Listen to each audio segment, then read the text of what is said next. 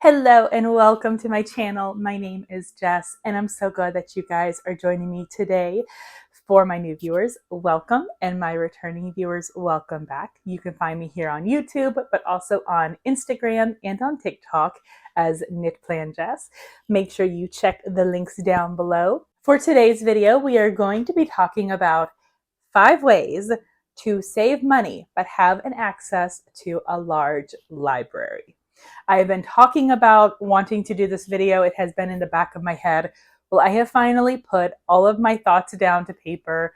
So I have my notes because it's going to be chaos if I don't.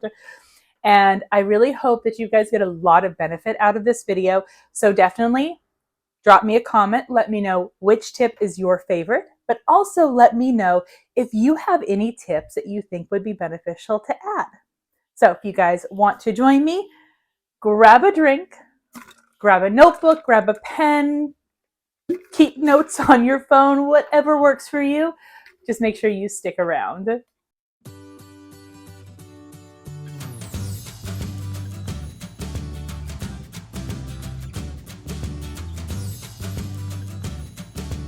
Okay, so let's first talk about how I came to this video. So when I joined the Bookstagram community in 2020, or when I first started getting like my insight into the Bookstagram community in 2020, I saw these people with this humongous library. I'm talking about shelf after shelf after shelf of books. And I was in love. But there was no way that I had the space for that. There was no way that I had the budget for that. So I wanted to figure out what options do I have to get myself back into reading without having to spend a lot of money. So number one is the library. The library is fantastic. You go to your library, you borrow a book, 2, 3, I think you would usually borrow like 20 at a time. You read the books and then you take them back. Simple enough, right? Well, there's actually a couple of options that I don't think people realize if you want to borrow audiobooks or if you want to borrow ebooks for your Kindle, your Nook, whatever.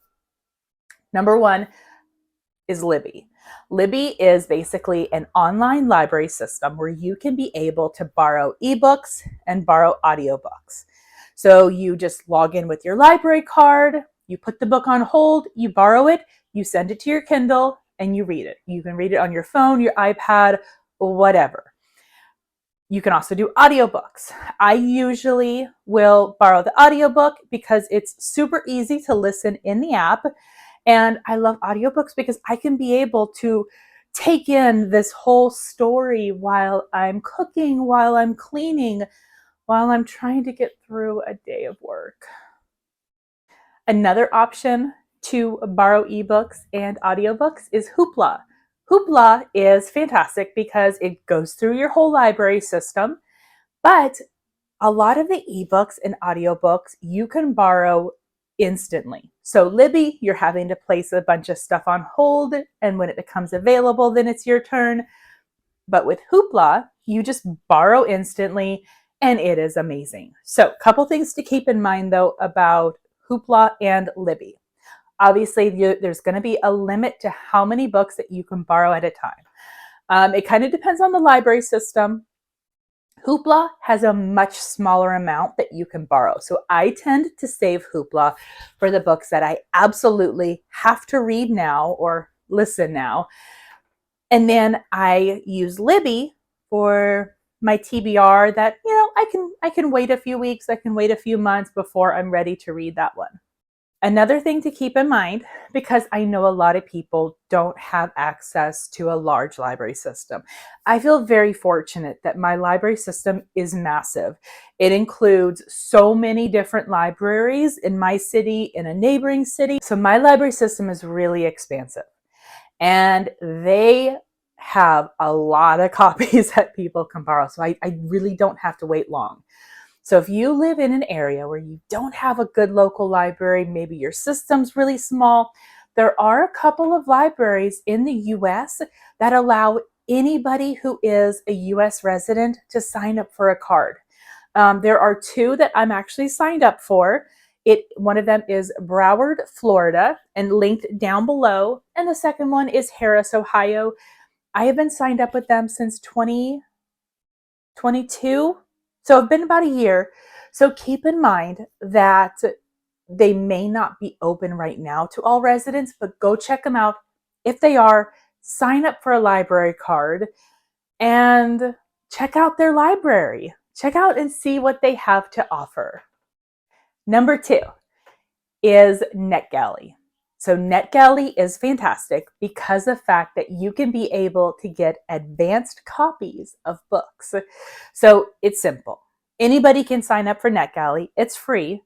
You sign up, you create your profile, and the profile is so incredibly important because this tells publishers, this is the person who is reading my books. I like to include social media links. I like to include just kind of about me, favorite authors, my favorite genres, that sort of thing. And then you can choose from either read now books or listen now audiobooks, or you can request an audio or an ebook. And these are all books, or most of them are books that have not been published yet. So a NetGalley participant's job is to basically read books, leave feedback, and share the buzz about these upcoming books. So I really like it because I find it so cool that I get to read books before the public. Now, got a couple things to keep in mind. There are some publishers that are a lot nicer about approvals than others. So a lot of like the really big name authors like Emily Henry, who's with Berkeley, I have no chance in hell of getting approved for it. But that's okay because I will happily purchase Emily Henry's books afterwards. But NetGalley is fantastic if you want to see what all of these different publishing agencies, and there are hundreds of publishers out there. And it gives you a really, really expansive access to so many good books. So definitely check out NetGalley. When you do NetGalley, you want to go ahead after signing up, find either a read now ebook or a listen now audiobook. Read the book, leave feedback. That's going to put your feedback ratio at 100%. Publishers want to see people who are leaving a lot of feedback, who are reading a lot of books, as opposed to just requesting them, getting approved, and then just letting them sit there. So it is always important to keep your feedback ratio high because that gives you a better chance at getting approved for new advanced copy books that are coming out. My next favorite tip are little free libraries. So I'm pretty sure you have seen little free libraries around your neighborhood. It kind of looks like a birdhouse, but it has just a bunch of books. So Little Free Library is a nonprofit organization that works through a global network of volunteer-led book exchange boxes. This gets the community excited about reading, but it also serves to be able to provide access to books, but it also serves to provide access to books to people who may not have the ability to go out and buy books, or maybe they live in an area that doesn't have a good library system. So the free little libraries are fantastic. It's simple. You go to them, you put a book in there, and you take one. So one thing I really love about the little free libraries is that if you don't know where one is in your neighborhood, you can go to the website and you can search, because when somebody sets up a little free library, they register it with this company, so you can be able to search on their website and find one near you. I definitely encourage you to check it out. And if you have one in your community that maybe it's not being used a lot, start putting books in there and start talking it up, because the more people that use the little free libraries, the more book options that it's going to have. So my fourth tip is not necessarily a money saving tip, but it is kind of like a budgeting tip. So if you really, really, really want to have books for your library, check out book sales. You can go to your local bookstore, you can go to an indie bookstore, but just go there and look for their best sales. Look for clearance books. If you know that they're having a buy one, get one free, that is a fantastic way to save money on books. One thing else that I like to do is when a bookstore has a fill a bag for a certain amount of money. It's usually like you fill a bag for $10, for $20, and the books absolutely are worth well over that much money. There's also the option of buying books online. So there are websites like Pango Books where people sell their books for a discounted cost. You do have to pay for shipping, but some people may offer free pickup. You can go to Facebook Marketplace and maybe people are offering books for sale on there for local pickup for a discounted rate. But definitely check online. Just make sure that if you do buy from somebody and you are doing a pickup in person, just be smart. Use your common sense. And if you're really, really worried about it, just pay the extra couple dollars for shipping. Finally, and probably one of my favorite tips of all, is the book lover community. So if you are watching this video, you probably found me on Instagram. What I have found as part of the Bookstagram community is that people are incredibly giving.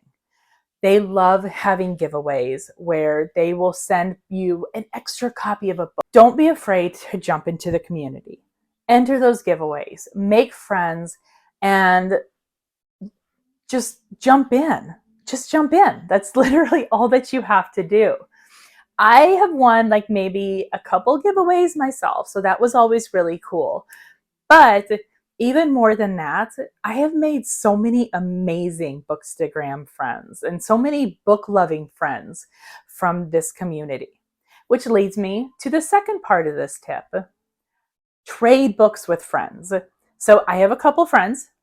We read a book and then we send it to each other. So then that way we can be able to enjoy that book without having to spend the extra money on it.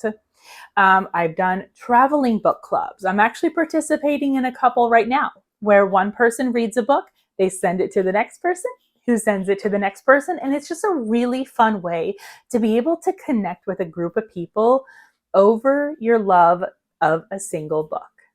So to go over these tips again, we have number one, the local library system for both physical, Kindle, and audiobooks.